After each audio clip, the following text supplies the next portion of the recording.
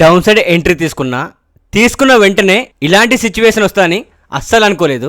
అసలు ఏమైందంటే down side entry తీసుకున్నాను 1 లాట్తో గోల్డ్లో.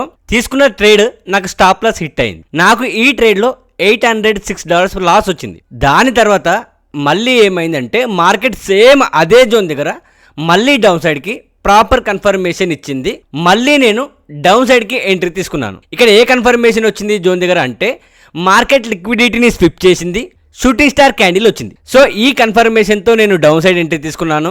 1:1 వచ్చింది. నేను అయినా బుక్ చేయలేదు. బట్ నేను నా టెలిగ్రామ్లో నేను ఆల్రెడీ చెప్పాను 1:1 వచ్చింది, బుక్ చేసుకోమని చెప్పాను. దాని తర్వాత మార్కెట్ మనం అనుకున్న డైరెక్షన్లో మూమెంట్ ఇచ్చింది.